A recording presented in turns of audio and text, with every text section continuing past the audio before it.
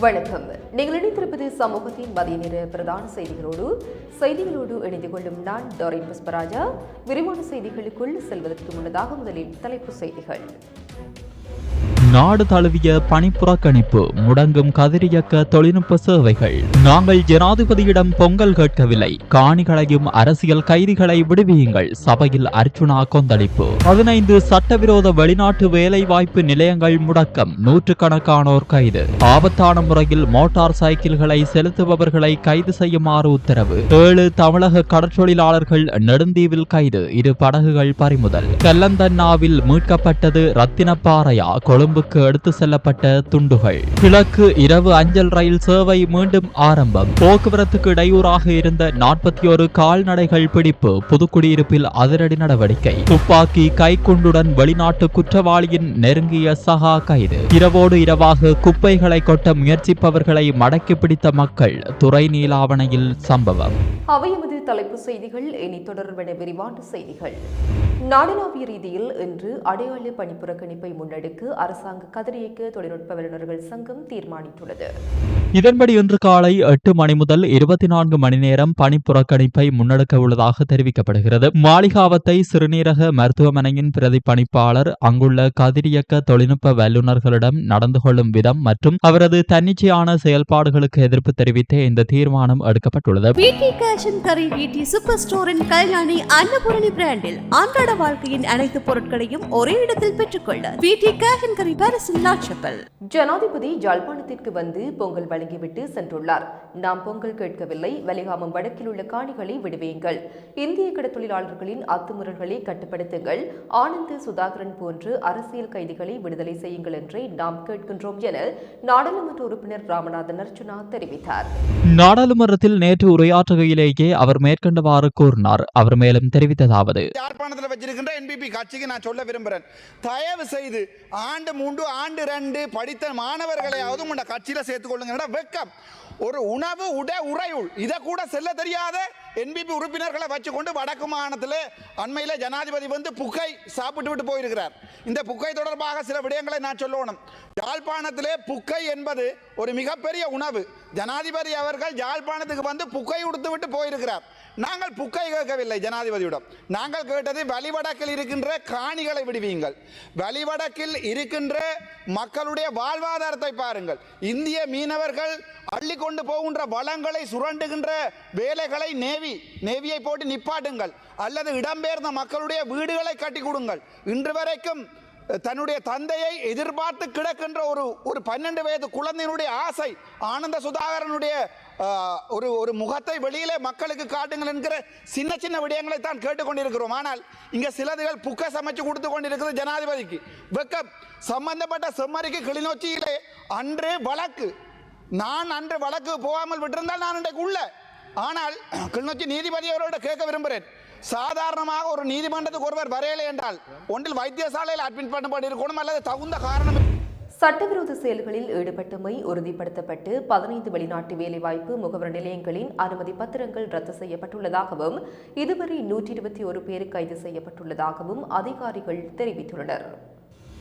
இலங்கை வெளிநாட்டு வேலைவாய்ப்பு பணியகத்தின் விசேட விசாரணை பிரிவின் போலீஸ் பிரிவு அதிகாரிகளுக்கும் வெளி விவகார மற்றும் வெளிநாட்டு வேலைவாய்ப்பு பிரதி அமைச்சர் அருண் ஹேமச்சந்திர அவர்களுக்கும் இடையில் சந்திப்பொன்று நேற்று நடைபெற்றது. மக்களை மையமாக கொண்ட சட்ட அமுலாக்கத்தை மேலும் வலுப்படுத்துவதோடு விசேட விசாரணை பிரிவின் இதுவரை பெற்றுக்கொண்ட முன்னேற்றங்களை மீளாய்வு செய்வதற்காக இக்கலந்துரையாடல் ஏற்பாடு செய்யப்பட்டிருந்தது. கடந்த 2025 ஜனவரி முதல் டிசம்பர் வரையிலான காலப்பகுதியில் விசேட விசாரணை பிரிவு வெளிநாட்டு பணியாளர்கள் மற்றும் அவர்களின் குடும்பங்களுக்கு மிகவும் சாதகமான முடிவுகளை பெற்றுக் கொடுத்துள்ளதாக அமைச்சரிடம் அதிகாரிகள் சுட்டிக்காட்டினர். அந்த ஆண்டில் மொத்தம் 4822 பொது முறைப்பாடுகள் கிடைக்கப்பெற்றுள்ளதாகவும் முறையான விசாரணைகள் மூலம் 2914 முறைப்பாடுகளுக்கு தீர்வு காணப்பட்டுள்ளதாகவும் இதன்போது தெரிவிக்கப்பட்டது. மேலும் சில முறைப்பாடுகள் தொடர்பில் நீதிமன்றங்களில் 772 வழக்குகள் தாக்கல் செய்யப்பட்டுள்ளதுடன் விசாரணைகளை தொடர்ந்து 121 பேர் கைது செய்யப்பட்டுள்ளதாக அதிகாரிகள் அமைச்சரிடம் விளக்கம் அளித்தனர். சட்டவிரோத ஆட்சேர்ப்பு மொழிபெயர்ப்பு தொடர்பான குற்றங்களுக்கு எதிராக 21 சுற்றுவளைப்புகள் முன்னெடுக்கப்பட்டதுடன் பாதிக்கப்பட்ட முறைப்பாட்டாளர்களுக்கு 380 மில்லியன் ரூபாய்க்கும் அதிகமான பணம் மீண்டும் பெற்றுக் கொடுக்கப்பட்டுள்ளது. அத்துடன் சட்டவிரோத செயல்களில் ஈடுபட்டமை உறுதிப்படுத்தப்பட்ட 15 வெளிநாட்டு வேலைவாய்ப்பு முகவர் நிலையங்களின் அனுமதி பத்திரங்கள் ரத்து செய்யப்பட்டுள்ளதாகவும் வெளிப்படுத்தப்பட்டுள்ளது. 2025 செப்டம்பர் 22ஆம் தேதி அன்று வெளிநாட்டு வேலைவாய்ப்பு பணியகத்திற்குள் நிறுவப்பட்ட பிரத்யேக போலீஸ் பிரிவு காரணமாக விசாரணைகள் மற்றும் சட்ட அமுலாக்க நடவடிக்கைகள் மேலும் வலுவடைந்து வேகப்படுத்தப்பட்டுள்ளதாக அவர்கள் அமைச்சரிடம் வலியுறுத்தினர். பிரதான வீதிகளில் பாதுகாப்பற்ற முறையில் மோட்டார் சைக்கிள்களை செலுத்தும் அனைத்து நபர்களையும் உடனடியாக கைது செய்யுமாறு அனைத்து போலீஸ் நிலையங்களுக்கும் அறிவுறுத்தப்பட்டுள்ளது. போக்குவரத்து பிரிவு மற்றும் வீதி பாதுகாப்பு பொறுப்பதிகாரி பிரதி போலீஸ்மா அதிபர் WPJ சேனாதீர இதனை தெரிவித்துள்ளார். அதிக பலு கொண்ட மோட்டார் சைக்கிள்களை பயன்படுத்தி இவ்வாறான செயல்பாடுகளில் ஈடுபடுபவர்கள் தொடர்பில் தகவல்கள் கிடைத்துள்ளதாகவும் அந்த வாகனங்களை கைப்பற்றி அரசாங்கத்திடம் ஒப்படைக்க நடவடிக்கை எடுக்குமாறும் உத்தரவிட்டுள்ளதாக குறிப்பிட்டார். குந்துருளிகள் என்பது ஒருவரது பயண வசதிக்காகவே தவிர பிரதான வீதிகளில் பந்தயங்களில் ஈடுபடுவதற்கோ பாதசாரிகளை ஆபத்தில் தள்ளுவதற்கோ அல்லது ஒழுக்கத்துடன் வாகனங்களை செலுத்துபவர்களுக்கு இடையூறு விளைவிப்பதற்காகவோ அல்ல. குறிப்பாக இளைஞர்கள் மத்தியில் தற்போது உருவாகியுள்ள இந்த கலாச்சாரம் மிகவும் பயங்கரமானது. எனவே அதிக வேகத்துடன் அஜாக்கிரதையாகவும் ஆபத்தான முறையிலும் வாகனங்களை செலுத்துபவர்களுக்கு எதிராக கடும் நடவடிக்கை எடுக்குமாறு போக்குவரத்து காவல்துறையினருக்கு பணிப்புரை விடுத்துள்ளோம். சாரதி அனுமதி பத்திரமின்றி அதிவேகமாக சென்று ஏற்பட்ட விபத்தில் ஒரு இளைஞன் உயிரிழந்த நிலையில் அவரது இறுதிக்கிரியை ஊர்வலத்திலும் பலர் தலைக்கவசம் இன்றி உந்துருளிகளில் ஆபத்தான முறையில் பயணித்தனர். இளைஞர்களின் இந்த போக்கு ஆரோக்கியமானது அல்ல. எனவே சட்டத்தை மிக கடுமையாக நிலைநாட்ட காவல்துறையினருக்கு அறிவுறுத்தப்பட்டுள்ளது என தெரிவித்துள்ளார். யாழ்ப்பாணம் நெடுந்தீவு அருகே எல்லை தாண்டி கடத்தொழிலில் ஈடுபட்டு 7 தமிழக கடத்தொழிலாளர்கள் கைது செய்யப்பட்டுள்ளனர். கடற்படை ஊடக பேச்சாளர் இதனை உறுதிப்படுத்தியுள்ளார். தமிழக கடற்றொழிலாளர்கள் எல்லை தாண்டிய குற்றச்சாட்டில் இலங்கை கடற்படையினரால் தொடர்ந்து கைது செய்யப்பட்டு வருகின்றனர். அத்துடன் அவர்களின் படகுகளையும் பறிமுதல் செய்து வருகின்றனர். இந்த நிலையில் நெடுந்தீவு அருகே எல்லை தாண்டிய கடற்றொழிலில் ஈடுபட்டிருந்த 7 தமிழக கடற்றொழிலாளர்களை இலங்கை கடற்படை கைது செய்துள்ளது. மயிலாடுதுறை மீன்பிடி துறைமுகத்திலிருந்து கடலுக்கு வந்த கடற்றொழிலாளர்களே கைது செய்யப்பட்டுள்ளதாகவும் அவர்களின் 2 நாட்டு படகுகளும் பறிமுதல் செய்யப்பட்டுள்ளதாகவும் தெரிவிக்கப்படுகிறது. கைது செய்யப்பட்டுள்ள கடற்றொழிலாளர்களை காங்கேசன் துறைமுகத்திற்கு அழைத்து வந்து அடுத்த கட்ட நடவடிக்கைகள் முன்னெடுக்கப்பட உள்ளதாகவும் கடற்படை ஊடக பேச்சாளர் தெரிவித்தார். கம்பளி கெலகா தெல்தொட்டவத்தவின் கீழ் கல்லந்தின்னா பகுதியில் உள்ள ஸ்ரீமுத்துமாரியம்மன் கோவிலுக்கு அருகில் கண்டுபிடிக்கப்பட்ட பாறை ரத்தினக்கல்லா என பரிசோதித்து பார்க்க அதிகாரிகள் நடவடிக்கை எடுத்துள்ளனர்.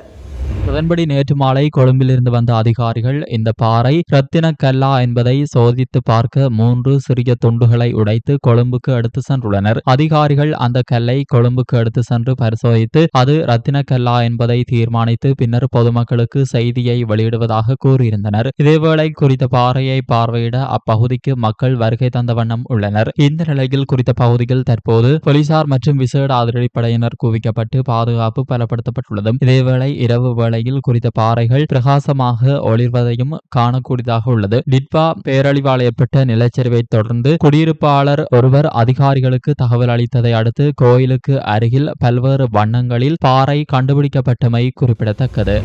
டிட்வா சூறாவளியால் ஏற்பட்டு வெள்ளத்தினால் சேதமடைந்திருந்த ரயில் தண்டவாளங்கள் சீரமைக்கப்பட்டதை தொடர்ந்து கிழக்கிரவு அஞ்சல் ரயில் சேவை நேற்றிரவு முதல் மீண்டும் ஆரம்பிக்கப்பட்டுள்ளது. குறித்த அஞ்சல் திருகோணமலையிலிருந்து கொழும்பு கோட்டைக்கு செல்லும் இரவு அஞ்சல் ரயில் இரவு 7:30 மணிக்கு திருகோணமலை ரயில் மார்க்கத்திலிருந்து புறப்பட்டது. அதே நேரத்தில் கொழும்பு கோட்டையிலிருந்து திருகோணமலைக்கு செல்லும் இரவு அஞ்சல் ரயில் இரவு 9:30 மணிக்கு கொழும்பு கோட்டையிலிருந்து புறப்பட்டது. கடந்த நவம்பர் மாதம் 28ஆம் தேதி டிட்வா சூறாவளியால் ஏற்பட்ட கடும் வெள்ளம் காரணமாக கிழக்கு ரயில் பாதையில் ரயில் தண்டவாளங்கள் சேதமடைந்ததால் ரயில் சேவைகள் பாதிக்கப்பட்டிருந்தன. பின்னர் தண்டவாளங்கள் சீரமைக்கப்பட்டதை அடுத்து இதுவரை பகல் நேரங்களில் மட்டுமே ரயில் சேவைகள் இயக்கப்பட்டு வந்த நிலையில் தற்போது இரவு ரயில் சேவைகளும் மீண்டும் ஆரம்பிக்கப்பட்டுள்ளன.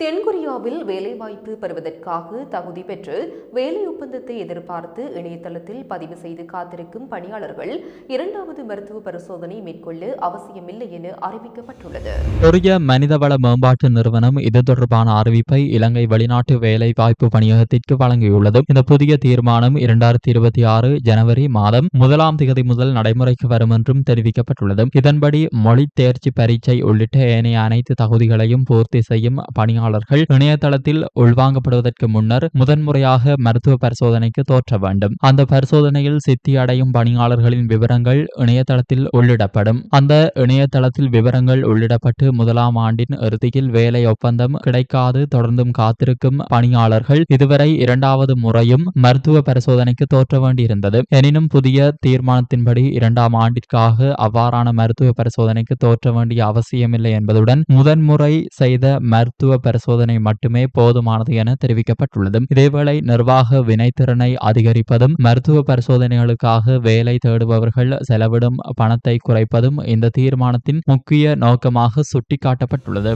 போக்குவரத்திற்கும் பொதுமக்களின் பாதுகாப்பிற்கும் இடையூறாக வீதிகளில் அழிந்து திரிந்து கட்டாக்காளி கால்நடைகளை கட்டுப்படுத்தும் நோக்கில் புதுக்குடியிருப்பு பிரதேச சபையினரால் நேற்றிரவு அதிரடி நடவடிக்கை மேற்கொள்ளப்பட்டது.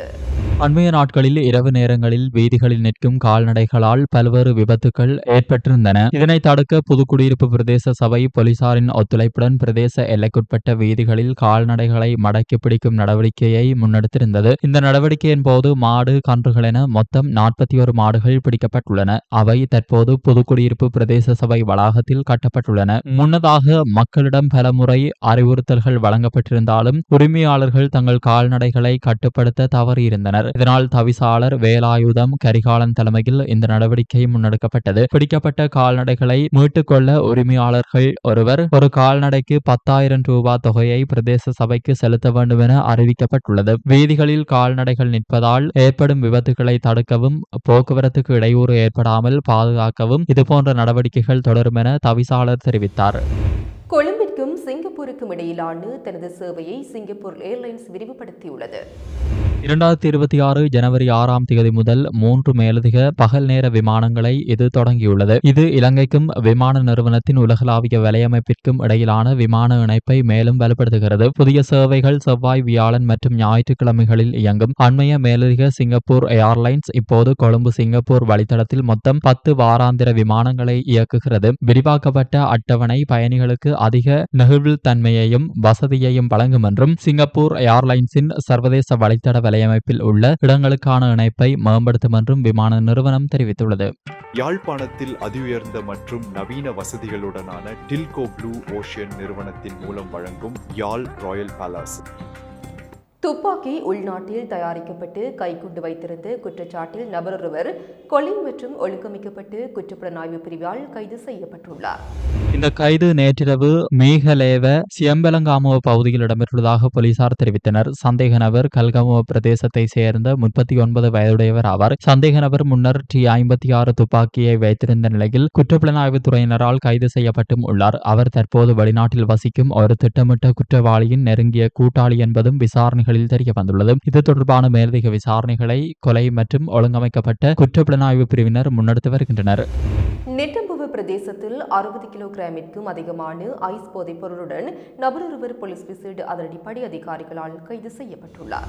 கோணிகேன போலீஸ் விசேட அதிரடிப்படை முகாம் அதிகாரிகளுக்கு கிடைத்த தகவல் ஒன்றிற்கு அமைய நெட்டம்புவ அரளியோலுங்கை பின்னகொல்லவத்தை பிரதேசத்தில் மேற்கொள்ளப்பட்ட சுற்றி வளைப்பின் போதே இந்த போதைப் பொருள் தொகை கண்டுபிடிக்கப்பட்டுள்ளதாக குறிப்பிடப்படுகின்றது. இதன்போது 61 கிலோ 838 கிராம் ஐஸ் போதைப் பொருளை முச்சக்கர வண்டியொன்றில் கடத்தி சென்று கொண்டிருந்த போதே குறித்த நபர் கைது செய்யப்பட்டுள்ளார். இதன் பெறுமதி 90 கோடி ரூபாவிற்கும் அதிகம் என போலீஸ் விசேட அதிரடிப்படையினர் தெரிவித்தனர். இந்த சந்தேக நபர் தற்போது வெளிநாட்டில் உள்ள திட்டமிடப்பட்ட குற்றவாளிகள் மற்றும் போதைப்பொருள் கடத்தல்காரர்களான துபாய் வெர்னு, முகமது சித்திக் மற்றும் தற்போது சிறையில் உள்ள திலிந்து சஞ்சீவ அல்லது லேனா ஆகியோரின் நெருங்கிய சகா என்பது தெரியவந்துள்ளது.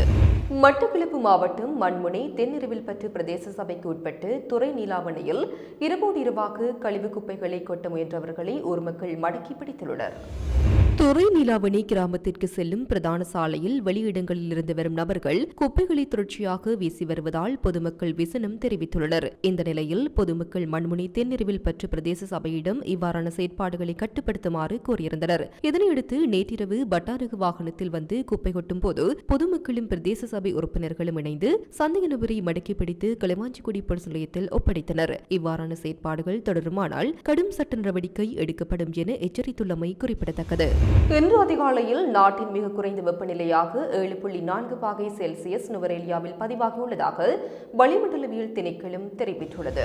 மேலும் பண்டரவளி பிரதேசத்தில் இன்று அதிகாலை குறைந்தபட்ச வெப்பநிலையாக 11.5 பாகை செல்சியஸும் பதுளை பிரதேசத்தில் 15.2 பாகை செல்சியஸும் பதிவாகியுள்ளதாக அத்திணைக்களம் குறிப்பிட்டுள்ளது. இதேவேளை மக இலுப்பல்லம பிரதேசத்தில் இன்று அதிகாலை பதிவான குறைந்தபட்ச வெப்பநிலை 17.4 பாகை செல்சியஸாக காணப்பட்டதுடன் அனுராதபுரம் பிரதேசத்தில் 18.6 பாகை செல்சியஸ் குறைந்தபட்ச வெப்பநிலை பதிவாகியுள்ளதாகவும் வளிமண்டலவியல் திணைக்களம் மேலும் தெரிவித்துள்ளது. இத்துடன் சமூகத்தின் மதிய நேர பிரதான செய்திகள் நிறைவு பெறுகின்றன. தொடர்ந்தும் சமூகத்தோடு இணைந்திருங்கள். எமது RIP பேச்சுக்கு கிடைத்த மரண அறிவித்தல்கள். யாழ் கைதடியை புறப்படமாகவும் மட்டுவில் தெற்கை வதிவிடமாகவும் கொண்டிருந்த திருமதி மயிலன் சீதேவி அவர்கள் 20/1/2026 செவ்வாய்க்கிழமை அன்று காலமானார். யாழ் வயாவிளானை புறப்படமாகவும் உரும்பிராயை வதிவிடமாகவும் கொண்டிருந்த திரு பாலசிங்கம் நவரத்தினம் அவர்கள் 20/1/2026 செவ்வாய்க்கிழமை அன்று காலமானார். தஞ்சாவூர் நெய்வாசலை புறப்படமாகவும் வதிவிடமாகவும் கொண்டிருந்த செல்வன் பாண்டியன் இன்பராஜ் அவர்கள் 21/1/2026 புதன்கிழமை அன்று காலமானார். மலேசியாவை புறப்படமாகவும் யாழ் தெல்லிப்பளை கொடிகாமம் ஆகிய இடங்களை வாழ்விடங்களாகவும் கொண்டிருந்த திருமதி குமாரவேலு நகுலேஸ்வரி அவர்கள் 20/1/2026 செவ்வாய்க்கிழமை அன்று காலமானார். மேலே அறிவிக்கப்பட்ட அனைத்து மரண அறிவித்தல்களின் இறுதிக்கிரியை விவரங்களை அறிந்து கொள்ள RIPpage.com பார்வையிடுங்கள். இதற்கான லிங்க் கீழே இருக்கும் டிஸ்கிரிப்ஷனில் பார்வையிடலாம். இது போன்ற செய்திகளை தெரிந்து கொள்ள சமூகம் நியூஸ் சேனலை சப்ஸ்கிரைப் செய்து அருகில் உள்ள பெல் பட்டனை கிளிக் செய்யுங்கள். மேலும் இது போன்ற செய்திகளை உடனுக்குடன் தெரிந்து கொள்ள சமூகமீடியா.com என்ற இணையதளத்தின் வாயிலாகவும் எங்களுடன் இணைந்திருங்கள்.